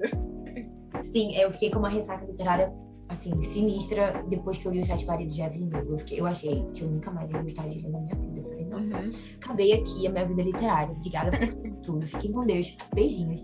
Mas aí eu consegui superar com o último livro de Percy Jackson, que eu tava naquela ansiedade de terminar, e aí eu terminei. Mas, assim, tem coisas também que até na leitura acho que a gente precisa se desafiar, né? Por exemplo, clássicos. Eu pelo menos, tinha medo, sabe? Eu não vou entender. Machado de Assis eu não vou entender, cara. Eu não tenho essa maturidade literária ainda. Mas começa, porque quando você começa, você vai se sentindo mais capaz, sabe? Porque você entende. Claro, tem uma palavra ou outra que é muito complicada, mas o contexto também te ajuda a entender. E você tem direito de pegar o seu dicionário, você tem direito de pegar o seu celular e pesquisar, porque isso não é um pecado, né? Então, assim, é interessante você também tentar se desafiar, porque você consegue pegar mais confiança, sabe? Nossa, eu realmente sei ler isso. Óbvio, eu sempre falo, eu não conseguiria ler só clássico. Eu sempre tento mesclar com outro tipo de leitura para ficar uma coisa mais leve. Até porque quando eu leio clássico, eu gosto de sentar, pegar um lápis, porque, cara, os caras viajam, assim, uma coisa de outro mundo. E tem o peso de... Eu sempre, quando pego um livro clássico, eu penso, cara, ele escreveu isso aqui, sabe? Tipo, tem um peso diferenciado, assim, sem dúvida. Então, eu acho que eu sempre tô tentando também me desafiar, porque é importante a gente aprender outros vocabulários, outra linguagem. Pelo menos esse Memórias Póstumas de Brás Cubas que eu tô lendo, que é do Machado, você entende também um contexto histórico, que é uma coisa que você falou que gosta. Você consegue entender o contexto histórico daquela época, entender o peso que teve um escritor negro fazer o sucesso que fez, né? Ele ter o peso que tem hoje para nossa história. Então, é um contexto muito maior e a gente precisa também se desafiar de alguma maneira a ler esse tipo de conteúdo, sabe? E querendo ou não, é uma riqueza nacional, né? E que a gente, muitas vezes, a gente aclama tanto os escritores de outros países, mas a nossa literatura não é aclamada por nós mesmos, a gente não consome a nossa literatura. Tanto que eu tenho muita vontade de ler os clássicos e tudo mais, e eu até tenho, a gente tá falando sobre crenças limitantes, eu até tenho isso, né? Ai, não vou conseguir. Mas eu sei que se eu pegar, eu vou ler. Mas quando eu comecei a ler mais autoras nacionais, eu percebi o quanto é difícil ser autor. nacional, o quanto é difícil você escrever para uma nação que muitas vezes consome livros de outras nacionalidades, mas que não consome aqui, sabe? Tanto que, tipo assim, às vezes a gente tá tão ligado, né? Eu não tô dizendo, também não sou aquela pessoa, não leio livros que são dos Estados Unidos ou de outros países. Não, também não é assim, né? A gente não pode ser radical. Mas a questão é que a gente precisa conhecer aquilo que está sendo produzido aqui, né? Porque a gente precisa também colocar em evidência essas pessoas. Então, eu até peguei, assim, para mim como uma missão, né, de colocar esses autores nacionais aí que já estão fazendo um trabalho há bastante tempo, para que eles apareçam, para que eles se mostrem, porque eu acho que a gente como jornalista, como comunicador, ou até mesmo como você que consome, né, coisas, livros, a gente precisa ter essa visão assim nacional daquilo que está acontecendo, porque às vezes a gente está tão de olho naquilo que está acontecendo na grama do vizinho e às vezes a nossa está seca porque a gente não está regando ela. Então, quando a gente começar a olhar para aquilo que está sendo produzido aqui, a gente vai começar a ver o quão difícil é, o quanto as pessoas, a aceitação das pessoas é difícil. Eu estava até vendo que esses dias, normalmente essas autoras nacionais, elas são independentes, porque você ter todo esse custo, né, com um editor e tudo mais, é meio complicado para elas, então a maioria agora está migrando e postando só na Amazon. E aí, tipo, você acredita que tem pessoas que são pagas para irem lá e comentarem coisas ruins do livro? Tipo assim, o livro acabou de lançar, as pessoas vão lá e falam assim, se você fizer um comentário, você ganha R$40. Então a pessoa vai lá, digita o comentário, tipo, eu gosto muito, sim, eu gosto muito do trabalho de fulana, mas esse livro tá muito ruim, não sei o quê, eu não gostei disso. Tipo assim, o livro acabou de ser lançado. E aí, tipo, a Amazon, ela tem aquela coisa, né, são comentários aleatórios que saem ali. Mas a maioria dos comentários, quando você vai ver, são esses comentários ruins e que foram pagos para as pessoas colocarem lá. Então, quando eu entrei nesse nicho aí do nacional, dos livros nacionais, eu comecei a perceber o quão difícil é. Que muitas vezes elas não têm tanta divulgação quanto um livro internacional tem. Então, elas mesmas têm que estar se divulgando o tempo todo. Tipo, são pessoas que não podem parar de escrever. Tem uma delas que eu gosto muito, que é a Kel Costa, e ela estava falando muito sobre isso, que às vezes a gente entra em um perfil de alguém, né, que, sei lá, é um arquiteto, um jornalista, alguma coisa e tudo mais, a gente vê a pessoa postando o trabalho dela, né, às vezes ela fala assim, eu não saí porque eu tava trabalhando e não sei o que, a gente fala, nossa, legal, muito bom. E às vezes quando a gente vê um autor falando assim, olha, faz tempo que eu não saio, faz tempo que eu não faço isso, porque eu tô trabalhando, gente. Tipo, eu tô trabalhando, não é só escrever, eu tô trabalhando. Então, tipo, elas mesmas colocam metas para elas, olha, eu tenho que escrever até tal dia, eu tenho que postar e não sei o quê. E aí, tipo, ficar fomentando. Então, assim, o trabalho delas tipo, gigantesco. Então, eu coloquei como uma missão da minha vida. Todas as oportunidades que eu tenho de falar, eu falo, tanto que tem até algumas autoras, assim, que até vieram para minha vida mesmo, de conversar e da gente bater papo, e eu falo para elas, olha, quando o livro estiver pronto, revisado, eu quero na minha mesa para eu ler, eu quero exclusividade, tem até uma delas que eu tô no grupo dela, e eu falei para ela, né, eu até convidei ela para vir no podcast, eu falei para ela, olha, eu quero que... Eu tava até vendo a Foquinha falando, né, uma vez, que logo no começo, o Chai Suede, ele tinha que dar uma entrevista. Ele falou assim, olha, eu só dou se for a Foquinha que fizer a entrevista comigo. Eu falei, olha, eu quero ser a Foquinha de vocês. Eu falo, só se for lá na Yasmin, lá no Bloomcast, aí eu vou lá e falo. Então, tipo, eu falei, não, tem que ser a missão, né? Tem que ser a missão. Elas falaram, não, tudo bem, vamos fazer isso. Então, tipo, olhar com esses bons olhos, assim. Mas eu tenho muita vontade de ler clássico. Clássico é uma coisa assim que eu tenho vontade. Sim. Mas ainda não tive essa questão de parar e falar, não, agora eu vou fazer. Mas eu quero fazer um projeto pessoal para fazer isso, sim. Eu tenho alguns também. Agora eu tô querendo ler, depois dos clássicos brasileiros, os clássicos mundiais. Então, assim, o clássico da Inglaterra, o clássico dos Estados Unidos. Então, buscar essas formas também. E aí, você falando de leitura nacional, eu queria deixar aqui uma dica de uma escritora chamada Daniela Arbex, que ela é jornalista, do meio investigativo. E aí ela já tem, os livros mais conhecidos são sobre o incêndio da Boate Kiss, tem sobre a tragédia de Mariana, se eu não me engano, que teve lá, né, o rompimento das barragens. E ela tem um muito interessante, que eu não vou lembrar o nome agora, mas é sobre um manicômio que tinha em Barbacena. Ah, sim, acho que eu já ouvi falar. Que tinha, assim, situações bizarras. E aí ela foi atrás, ela é uma jornalista investigativa, e aí ela fez obras assim, faz ainda, ela é bem jovem, obras incríveis. Ela já é um pouco mais conhecida, assim, tem bastante seguidor, tem uma demanda bacana.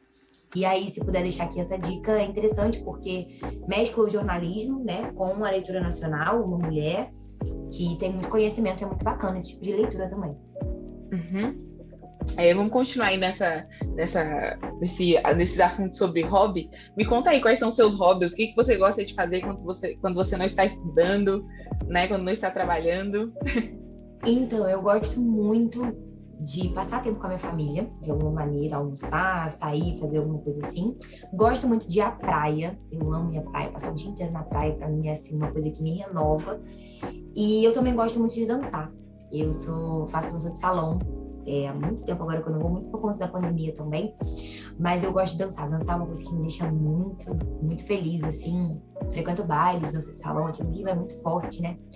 E aí eu frequento muito. Antes de entrar, eu achava que era uma coisa de, só tem gente velha e tal. E na verdade tem vários amigos da mesma idade que eu, assim, que frequentam. E eu comecei a dançar muito cedo. Eu fiz balé dos 3 aos 12 anos. E depois, com 12 anos, eu entrei pra dança de salão e até hoje eu frequento. Eu parei de fazer aula por conta da rotina mesmo, né?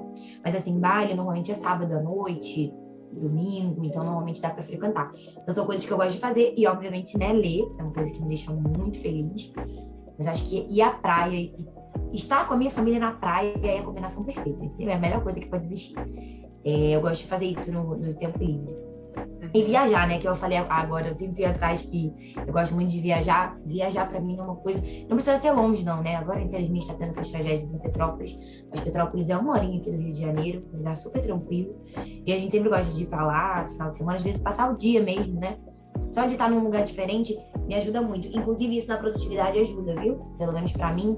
Quando eu tô cansada de estudar aqui no meu quarto, eu vou pra sala. Quando eu tô cansada da sala, eu vou pra faculdade. Eu vou pro estágio. E sempre é bom porque essa mudança de ambiente faz a gente sentir um gás diferente dentro da gente, né?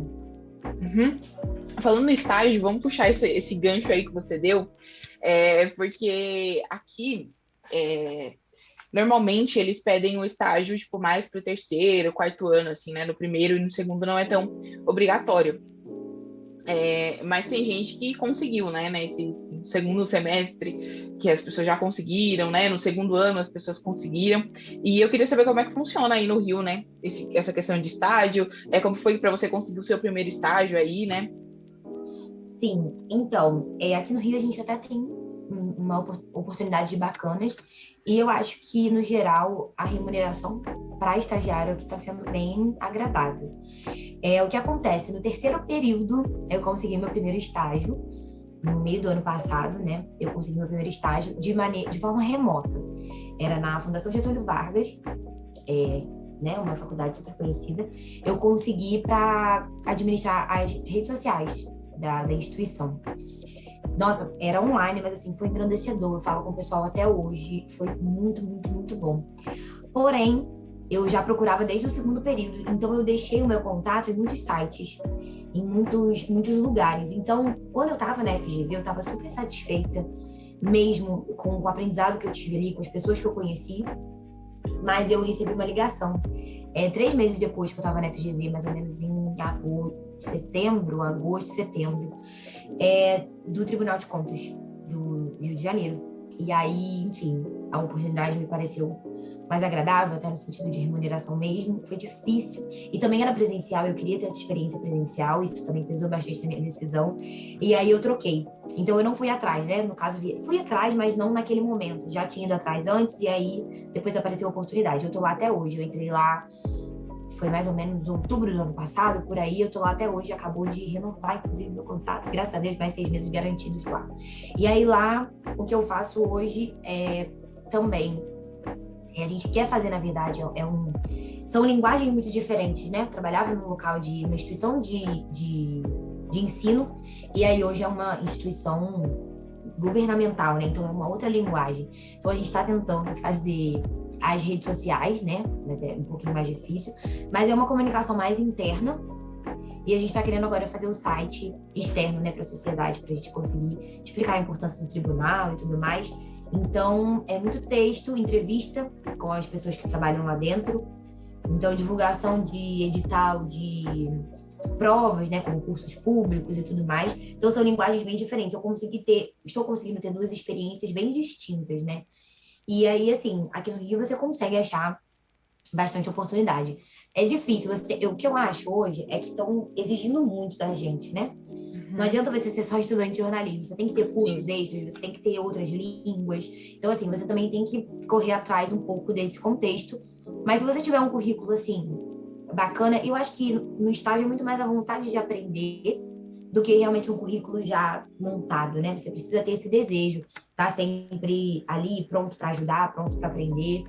E eu acho que o aprendizado, a prática, ajuda muito na teoria. Hoje eu estudo coisas na faculdade que para mim já são mais claras na minha cabeça por estar agindo com isso, entendeu?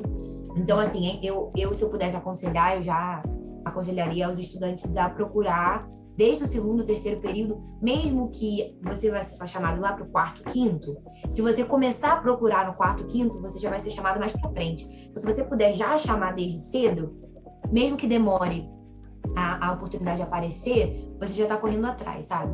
E eu acho que sem criar ansiedade também, eu acho que eu também tentei ter oportunidade, fiz algumas coisas sem remuneração, esses dois que eu disse têm remuneração.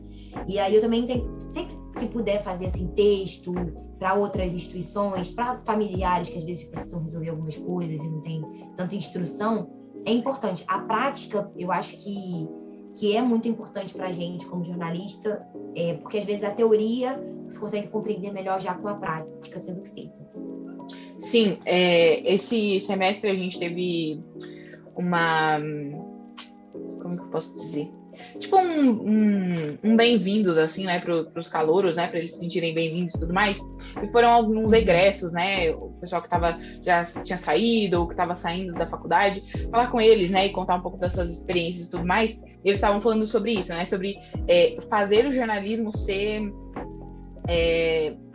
presente na sua vida todos os dias, né? Eu acho que uma forma boa é você ter um projeto fora da faculdade. Então, assim, você gosta de escrever? Então tem um blog, sei lá, posta resenha você gosta de ler? Faz um Instagram de resenha de livro, mas tenha um projeto fora, porque eu lembro que até na minha entrevista do meu estágio, a moça me perguntou isso, se eu fazia alguma outra coisa, tipo, você tem algum projeto, né, da faculdade ou fora da faculdade? E, tipo assim, eu ainda nem tinha montado o Blomcast, mas eu falei pra ela, olha, eu tô com uma ideia de fazer e tal, eu expliquei pra ela, tipo, tudo, e ela falou, nossa, que legal. Então, tipo assim, tenha projetos fora da faculdade, porque por mais que não seja alguma coisa remunerada, mas que você está fazendo porque você gosta e para você ir, tipo, colocando o jornalismo na sua vida. Então, assim, eles vão olhar e vão falar assim, caramba, a pessoa está querendo e está indo atrás. Porque uma das coisas, assim, que faz muita diferença é a maneira que você se coloca. Porque quando a gente está indo atrás de um estágio, realmente, a gente não sabe de nada. Mas eu acho que a maneira com que a gente se apresenta, com que a gente fala, olha, eu quero aprender e tudo mais, sendo que ela até me perguntou, a moça do RH, ela falou assim, olha, mas me conta, o que você tem de diferencial para colocar aqui pra gente? Eu falei, gente, deixa eu falar uma coisa pra você. Eu falei, moça, eu não tenho nada. Eu não tenho diferencial nenhum. Vocês vão ser muito mais o diferencial no meu currículo, na minha carreira, do que eu ser algum diferencial pra vocês. Então eu fui totalmente sincera pra ela, porque a gente tem que ser sincero também. Entender que, tipo assim, se você é um estagiário, você tá começando. Então, tenha essa questão de, tipo assim, vocês têm muito mais pra me ensinar do que eu ensinar pra vocês, sabe? Então, tenham projetos, né, fora da faculdade. Gosta de escrever, ou tá fazendo alguma coisa na faculdade, fez um jornal, fez um texto, coloca em algum lugar, faz um portfólio. Tanto que é uma das coisas que eu fico, tipo, toda vez que eu lembro, eu falo, gente, eu preciso fazer isso, eu preciso fazer isso, eu preciso fazer isso. Porque eu lembro que teve uma vez que eu tava no LinkedIn, né, e eu tava vendo, né, vários outros estagiários e tudo mais. E, tipo assim, eu entrava, tipo, nas redes sociais desses estagiários e, tipo assim, eles tinham portfólio, eles faziam textos no coisa deles, e eu olhava aquilo e falava, gente, que inútil que eu sou. Porque eu tô no mesmo período da faculdade que eles, eu não tenho um portfólio feito, eu não tenho, tipo, nada. E aí, tipo, aí depois eu falando com as minhas amigas, eles falaram, Yasmin, você faz tanta coisa que não tem um portfólio pra você, minha filha, tipo, né, besteira. Mas, tipo assim, é importante ter, sabe? Fez um texto, coloca lá no seu portfólio, faz um site, faz alguma coisa, mas não deixa essas coisinhas irem passando, porque às vezes você pode até perder, né, aquilo que você, até mesmo se, sei lá, foi pro site da faculdade, tenta ir lá, pegar o link, ou pegar o texto mesmo na íntegra e colocar em outro lugar, mas fazer isso acontecer. Tenha projetos fora da faculdade, gente, isso é muito importante, faz total diferença. Porque mesmo que você não esteja em um estágio, você já está lidando com a comunicação de alguma maneira. Então, você vai ter algum background, né? Quando alguém for te perguntar alguma coisa, eu já fiz isso, não sei o quê, funcionou desse jeito, funcionou de outro jeito.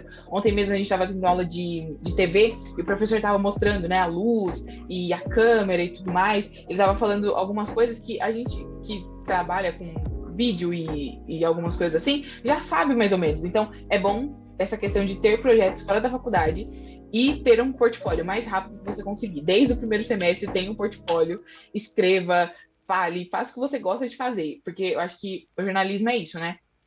Você pode ser ótimo na produção, você pode ser ótimo na escrita, na fala, então usa aquilo que você é melhor, mas tem um portfólio, faça alguma coisa, não deixa passar por você. Até fotojornalismo, né? Tinha até um deles que trabalha com fotojornalismo, ele estava falando sobre isso, que ele tinha esse portfólio, era um interesse dele desde o começo, então ele tinha, tanto que ele vendia as fotos dele para Folha, para o Estadão, então, tipo assim, várias fotos dele que ainda estava na faculdade, mas já tinha, tipo, fotos em veículos de comunicação tão grandes quanto esses, né? Então, façam isso, gente, é muito importante.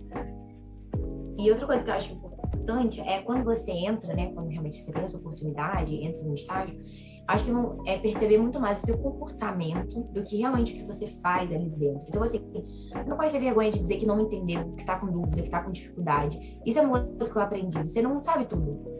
Se pedirem para você fazer uma matéria de economia, peraí, eu tô com dificuldade. Aonde eu posso procurar? Você não precisa também chegar querendo tudo na mão, mas assim, o que eu posso fazer? Onde eu posso procurar essa informação? Como é que eu posso fazer isso aqui? Não pode ter vergonha, porque é isso que vai fazer você crescer. É entender que o estágio é uma etapa também, né? Para você entrar no mercado de trabalho efetivamente depois. Então, você não pode ter vergonha de pedir ajuda, de dizer que tá com dúvida, que não entendeu. Então, é um aprendizado também que a gente acaba tendo, porque às vezes a gente entra achando que vai arrasar, que vai saber de tudo, e às vezes chega uma matéria ou uma coisa que você não entendeu, e não tem problema, gente, revisar o seu texto, mostrar o que você errou, o que pode melhorar, porque aquilo ali também é uma etapa para a sua formação ser mais completa. Uhum, isso é verdade. Agora, eu tenho uma dúvida, e eu queria perguntar para você, porque você é do Rio, e essa semana tem uma colega da faculdade que ela é do Rio, e ela estava falando sobre isso, ela estava falando sobre o peso das faculdades aí no Rio, que funciona totalmente diferente daqui de São Paulo, porque em São Paulo a gente tem poucas faculdades do estado, vamos dizer assim, e, tipo assim, elas têm um peso, mas as faculdades privadas, elas não perdem muito nisso, né? Mas o Rio é totalmente diferente. O Rio tem muitas faculdades do estado e elas têm um nome, assim, tipo, muito grande e muitas vezes até as faculdades privadas acabam perdendo um pouco de espaço ou acabam sendo muito caro e tudo mais. E eu queria que você me falasse um pouco como que funciona essa realidade aí das faculdades no Rio, porque eu fiquei super interessada em saber um pouco mais, né? Porque aqui a realidade é totalmente diferente, né? Se você pudesse me contar um pouco sobre isso. Então, na minha visão, a gente tem aqui realmente universidades de muito peso, né? A gente tem a UFRJ, o UF, Unirio, a Rural, então a gente tem muitas opções. Tanto que nunca nem passou pela minha cabeça que eu fosse fazer particular, porque chega a ser um julgamento mesmo aqui, tipo, nossa, vai fazer particular sério? Pelo amor de Deus, querida. Então, assim, eu ficava muito nesse sentimento. E realmente tem isso, assim, quando tem jogo, né, atlética e tudo mais, tem esse peso das universidades públicas. E aí, e realmente as particulares aqui são um pouquinho mais caras, bem mais caras, na verdade, né? A PUC, que é muito boa, é muito cara. E aí já entra a Estácio, que a galera julga muito, porque é muito barata e o ensino não é tão bom. E aí tem as do meio termo ali, que fica num preço mais agradável e tem um ensino bacana. Isso é uma coisa que eu acho que é muito cultural também, porque aqui você tem, os pais impõem muito isso para os filhos, de precisa fazer o FRJ, precisa fazer o Unirio, e eu sempre tento respeitar como cada família age com seus filhos e como cada jovem decide trilhar o seu caminho. E assim, tudo eu acho que na vida é pesquisa. Quando a gente entra na faculdade, a gente aprende que é a apuração mesmo. Então, quando você vai pesquisar, você vê que não é nem um extremo e nem outro. Existem faculdades particulares possíveis de pagar para pessoas que pagam a própria faculdade, né, para trabalhadores e tudo mais, que é possível e tem um ensino bom. Por exemplo, a minha universidade não é a mais cara do Rio de Janeiro e eu consegui ainda uma bolsa bem agradável e eu tenho professores, por exemplo, que trabalham em universidades como a PUC, como a FGV, que são universidades mais caras. Então, o que difere? O professor tá lá e tá aqui. O que difere?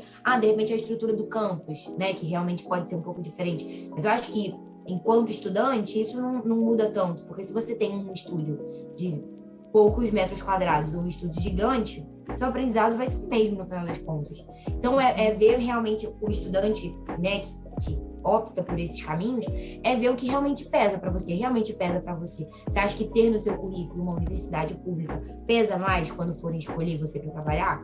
Então, realmente, você precisa lutar para ir para o Enem e tudo mais.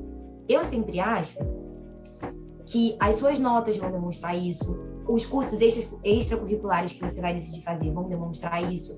Então, eu acho que isso eu passei a ter. Então, cria muito essa ansiedade de Enem. Aqui, a prova da UERJ, que é uma universidade estadual muito conhecida, de muito peso, não é o Enem, é uma prova específica da faculdade. Então, tem gente que cria essa ansiedade, porque também envolve sonhos, né? E a gente também precisa respeitar. Eu tento não julgar quem realmente tenta 4, 5 anos numa universidade pública, porque é o sonho de cada um. Aqui em casa eu não fui criada dessa maneira, de tem que ser isso. Você tem outras opções, você pode pensar. Então, realmente, aqui tem esse peso até mesmo das famílias para os jovens, as escolas mesmo, quando a gente estuda em escola particular ou pública, tem esse peso. Então, eu acho que para o estudante tomar uma decisão é pesquisa. Então, pesquisa outras pessoas que já estudaram nessas universidades, tanto públicas quanto privadas. Vê se, no caso da privada, você vai ter a opção de pagar, né? Porque tem que pensar numa realidade também. Mas eu acho que essa questão é muito relativa. Você tem professores de universidades mais caras dando aula em universidades mais baratas, a mensalidade. Tem professores de universidades públicas dando cursos livres, que você também consegue ter acesso. Então, tem esse peso aqui, mas eu acho que o estudante precisa ter essa consciência e essa força de vontade de pesquisar e ir atrás. Uhum. Foi bem isso que ela falou também. Ela falou que essa questão cultural mesmo na família, da escola, ela falou que era uma coisa bem pesada, assim. E é muito engraçado de ver o quanto, tipo assim, é coladinho, né? Pertinho, 6 horas daqui pro Rio. E, tipo, olha a diferença que tem, né? Porque aqui também é uma coisa super legal, né? Se você for para uma USP e tudo mais, mas também é aquela coisa, né? Tipo, nossa, se não foi, né? Perdedor na vida. E do jeito que ela falou, era bem isso. Tanto que ela falou assim, que ela até chegou a passar em uma faculdade do governo e tudo mais. Ela começou, entrou, mas ela percebeu que o curso não era para ela. E aí, quando ela foi falar pra família, né, todo mundo falou, você tá louca, como assim? Você vai sair da faculdade e vai fazer o quê, né? Tipo, então, é legal de ver isso e quanto é diferente, né, essa questão. Mas é importante a gente ter essas conversas assim. Eu acho que enriquece também a gente saber de algumas coisas. Até acho que não sei, por eu ser jornalista é bom conhecer essas curiosidades. E a gente até estava falando sobre isso, né? Essa semana, na segunda-feira, a gente estava tendo aula com uma professora. Ela estava falando sobre os desertos de informação, né, no Brasil, e quando ela mostrou o mapa pra gente, eu olhei aquilo e falei, gente, como assim? Tipo, a gente acha que tem emissora espalhada pelo Brasil todo, e não é assim que funciona. Tem muito lugar que a informação não chega e tudo mais. E ela tava falando que ela é a coordenadora da parte de jornalismo no EAD, e ela tava falando, né, que muita gente tá chegando agora no 8º semestre e fala assim, professora, tem como a senhora me ajudar? Porque eu não vou conseguir fazer um estágio, porque eu moro aqui no Amazonas e eu preciso pegar um barco para chegar até a cidade, depois eu preciso pegar uma vanzinha que vai chegar realmente até onde eu preciso chegar, e quando eu chego lá ainda não tem um lugar onde eu possa fazer estágio, não tem uma emissora, não tem algum órgão público onde eu possa trabalhar, e mesmo que tenha, é muito longe para eu me locomover e chegar lá. Então ela estava falando assim que por conta disso ela percebeu ainda mais esses desertos de informação, né? Que a pessoa ela tem muita vontade de se formar, mas olha a extremidade, né? Ela tem um lugar assim onde talvez ela vai ter que sair de lá para conseguir um trabalho, ela vai ter que sair de lá para conseguir fazer alguma coisa. Então, a gente ter essa visão e esse conhecimento de que para a gente que está assim, em lugares mais acessíveis, é super fácil ter informação, né? Tem uma emissora aí, tem uma emissora aqui, então é super simples, nossa, fácil, mas não é assim que funciona, né? Tem todo um negócio assim por trás. Aí ela estava falando, né? Que foi até uma dúvida de dos meninos lá, ele tava perguntando, né? Que ali a parte do Distrito Federal é o lugar onde menos tem deserto, né? E ela tava falando que por conta do governo estar por lá, então eles precisam que lá tenha informação, que as pessoas conheçam um pouco mais, e também por conta do agronegócio, né? Porque eles precisam divulgar aquilo que eles estão fazendo. Porque se eles não divulgarem, não vende, não vendendo, né? Do que adianta? Tanto que ela estava falando assim, que as maiores famílias, assim, que são donas, até mesmo de afiliadas, né? São pessoas do agronegócio. São pessoas que são envolvidas nisso, porque eles querem divulgar aquilo que eles têm. Então, saber dessas coisas, né? É muito legal e muito enriquecedor pra gente, porque a gente acaba vendo que a nossa realidade simples não é a realidade de todo mundo, né? Que tem um buraco muito mais embaixo. Que às vezes a gente acha que a desigualdade está em um bairro que tem, sei lá, um rico de um lado e um pobre do outro, mas a desigualdade está muito, muito, muito mais encatranhado na gente, né? Nas coisas e na maneira, até mesmo na informação ser divulgada pelo país. Então, eu falei, caramba, gente, olha isso, né? O nosso país é muito grande também, né? A gente tem estados aqui que tem o tamanho de outros países, né? Na Europa. Então, o nosso país é muito grande. Então, tem muitas realidades. E, realmente, é triste ver quantas pessoas não conseguem acessar informações importantes e básicas para decisões diárias. E é bem complicado. Bom, acho que a gente falou sobre tudo que eu queria falar. E eu acho que foi muito legal. Eu tenho certeza que foi maravilhoso para você que está ouvindo, porque para mim foi muito bom. Então eu queria muito te agradecer. E eu sempre gosto de falar para as pessoas que vêm aqui que eu fico super feliz quando as pessoas aceitam, porque é como elas estivessem falando assim, olha, eu acredito no seu sonho, eu acredito no Bloomcast. Então eu fico muito feliz. Então eu queria muito, muito te agradecer de verdade, de que as portas do Bloomcast estão abertas. Eu sempre digo que a pessoa nunca vem uma vez só, ela volta outras vezes. Né? Volta outras vezes para falar o que está fazendo depois. Então, de verdade, queria muito te agradecer por você ter estado aqui. Eu que agradeço. Para mim também é de uma forma assim, tipo, o seu Instagram tá dando certo, tá vendo? Quero ouvir mais do que você tem para me falar. Então, eu fiquei muito feliz. Esse projeto ainda vai crescer muito, vai fazer muito sucesso, já faz muito sucesso, porque, como você disse, né, a intenção é quem tá ouvindo tem que sentir de alguma maneira que tem que fazer alguma coisa, que tem que seguir os próprios sonhos. Então, eu também quero te agradecer pela oportunidade de estar aqui. Espero que quem esteja assistindo tenha gostado bastante. Mesmo que a intenção não seja chegar a 1 milhão, quem quiser me seguir lá no Instagram, eu vou ficar bem contente também. E é isso, espero poder voltar aqui outras vezes pra gente conversar. E espero que esse projeto só cresça e seja sucesso cada vez mais. Obrigada. Então, gente, eu queria agradecer a você que ficou com a gente até aqui. Espero que esse papo tenha aberto muito a sua mente, tenha te dado muitos insights. E eu espero ver vocês no próximo Bloomcast. Tchau, tchau.